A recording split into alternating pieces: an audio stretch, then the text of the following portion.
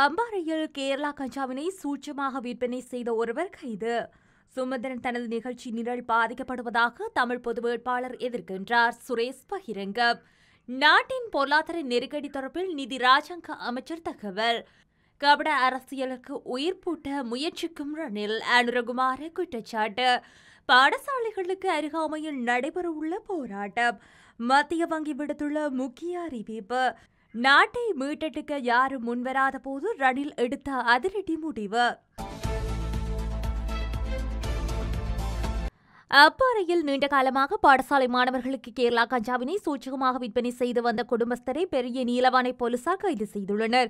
அம்பாறை மாவட்டம் பெரிய நீலவானை போலீஸ் பிரிவுக்குட்பட்ட மருதமனை மக்பூலிய பகுதியில் நேற்றிரவு கேரளா கஞ்சாவினை விற்பனை இடம்பெறுவதாக கிடைக்கப்பெற்ற தகவல் ஒன்றினை அடுத்து போலீசார் பெரும் சிரமத்திற்கு மத்தியில் சந்தேக நபரை கைது செய்துள்ளனர். இவ்வாறு கைது செய்யப்பட்டவர் 36 வயதுடைய குடும்பஸ்தர் என்பதுடன் அவர் வசம் இருந்த 11,100 மில்லிகிராம் கேரளா கஞ்சாவினை போலீசார் மீட்டுள்ளனர். மேலும் கைது செய்யப்பட்ட சந்தேக நபர் தொடர்பில் மேலதிக விசாரணைகளை பெரிய நீலவானை போலீஸ் நிலைய பொறுப்பதிகாரி போலீஸ் பரிசோதகர் JSK வீரசிங்கம் தலைமையிலான போலீசார் மேற்கொண்டுள்ளதுடன் நீதிமன்றத்தில் முன்னிலைப்படுத்தவும் நடவடிக்கை எடுத்துள்ளனர். நாடாளுமன்ற உறுப்பினர் MA சுமந்திரன் தனது தனிப்பட்ட அரசியல் நிகழ்ச்சி நிரல்கள் பாதிக்கப்படும் என்பதால் தமிழ் மக்கள் பொது வேட்பாளரை ஏற்க மாட்டார்கள் அல்லது தோற்றுப்போகும் என்ற போர்வையில் கருத்து தெரிவித்து வருவதாக EPRLF-இன் தலைவரும் முன்னாள் நாடாளுமன்ற உறுப்பினருமான சுரேஷ் பிரேமச்சந்திர தெரிவித்துள்ளார். ஜாழ் ஊடக மையத்தில் நேற்று இடம்பெற்ற ஊடக சந்திப்பின் போது இவ்வாறு குறிப்பிட்டுள்ளார். மேலும் தெரிவிக்கையில் தமிழ் தேசிய கூட்டமைப்பு கூறியதற்காக தமிழ் மக்களை அளித்த சரத் பொன்சேகாவுக்கு தமிழ் மக்கள் வாக்களிக்க முடியும் என்றால் ஏன் தமிழ் பொது வேட்பாளர்களுக்கு வாக்களிக்க முடியாது?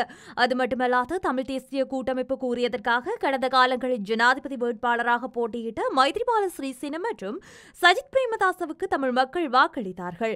நாடாளுமன்ற உறுப்பினர் MA சுமந்திரன் தமிழ் மக்கள் பொது வேட்பாளருக்கு வாக்களிக்க மாட்டார்கள், தோற்றுப்போகும் என கூறுவது வாக்களிக்க கூடாது என்ற கருத்தை முன்னிலைப்படுத்துவதற்காக அமைகிறது.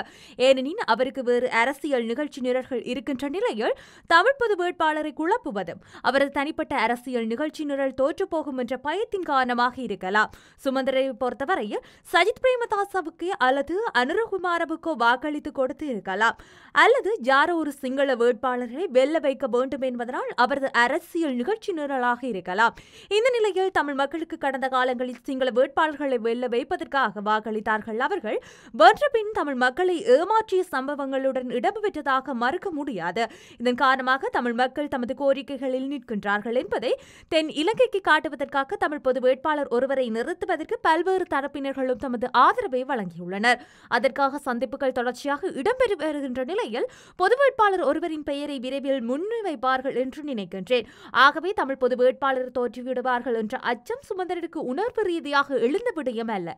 அது தனது தனிப்பட்ட அரசியல் நிகழ்ச்சி நிரல் பாதிக்கப்படும் என்ற பயத்தின் காரணமாக பொது வேட்பாளருக்கு எதிராக தனது கருத்துக்களை முன்வைக்கின்றார் எனவும் சுரேஷ் பிரேமச்சந்திர குறிப்பிட்டுள்ளார். கடந்த காலங்களில் முன்னெடுக்கப்பட்ட தவறான பொருளாதார முகாமைத்துவம் காரணமாகவே எமது நாட்டின் பொருளாதார நெருக்கடி ஏற்பட்டது என நிதி ராஜாங்க அமைச்சர் ரஞ்சித் சியாம்லப்பட்டிய தெரிவித்துள்ளார். ருவர்ன்வெல்ல பகுதியில் ஊடகங்களுக்கு கருத்து தெரிவிக்கையில் அவர் இந்த விடயத்தினை தெரிவித்துள்ளார். இதுகுறித்து அவர் மேலும் தெரிவிக்கையில் 17வது தடவையாக சர்வதேச நாணய நிதியத்தின் ஒத்துழைப்பை பெற்றுக் கொண்டுள்ளோம். வழங்கப்பட்ட நிபந்தனைகள் தொடர்ச்சியாக நாடாளுமன்றத்தில் கலந்துரையாடப்பட்டு விவாதங்கள் நடத்தப்பட்டது. பின்னர் அவை மேலதிக வாக்குகளாலும் நிறைவேற்றப்பட்டு மக்களின் உரிமைகளுக்கும் நாடாளுமன்ற ஒழுக்கு விதிகளுக்கும் மதிப்பளித்தும் நாம் இவற்றை நடைமுறைப்படுத்தினோம். கடன் மறுசீரமைப்பு விடயத்தை மக்களுக்கு பகிரங்கப்படுத்தி இருந்தோம். ஆனால் கடந்த காலங்களில் நாம் 16வது முறையாக சர்வதேச நாணய நிதியத்தின் ஒத்துழைப்பினை நாடியிருந்தோம். ஆனால் நமக்கு தோல்வியே ஏற்பட்டது. இந்த தோல்விகளில் அனைத்து சந்தர்ப்பங்களிலும் சர்வதேச நாணய நிதியத்துடன் ஒப்பந்தம் தொடர்பாகவே எமது முன்வைக்கப்பட்ட நிபந்தனைகள் தொடர்பாகவும் மக்களுக்கு தெரியப்படவில்லை.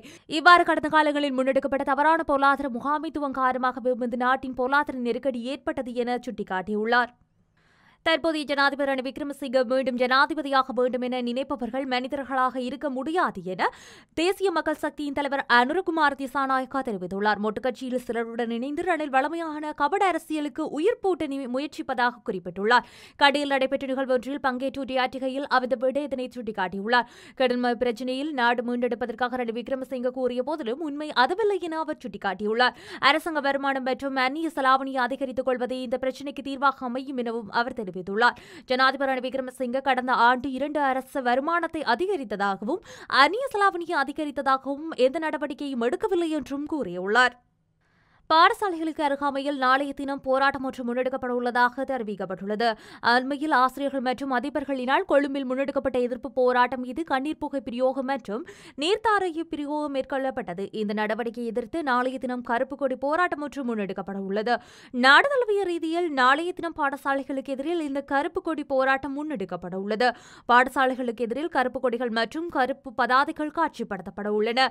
மேலும் போலீசாரின் தாக்குதலுக்கு எதிர்த்து எதிர்வரும் 2ஆம் தேதி பிற்பகல் 2 மணிக்கு பாடசாலைக்கு எதிரில் ஆசிரியர்கள் அதிபர்கள் இணைந்து எதிர்ப்பு போராட்டம் ஒன்றை முன்னெடுக்கப்பட உள்ளதாக, இதில் பெற்றோர்கள் இணைந்து கொள்வார்கள் எனவும் இலங்கை ஆசிரியர் சங்கத்தின் பொதுச் செயலாளர் ஜோசப் ஸ்டாலின் தெரிவித்துள்ளார். மேலும் தாக்குதலுக்கு முன்கொள்ளப்பட்டமை தொடர்பிலும் எதிர்வரும் 4ஆம் தேதி அனைத்து தொழிற்சங்கங்களையும் கொழும்பிற்கு அழைத்து பேச்சுவார்த்தை நடத்தப்பட உள்ளதாகவும் தெரிவித்துள்ளார்.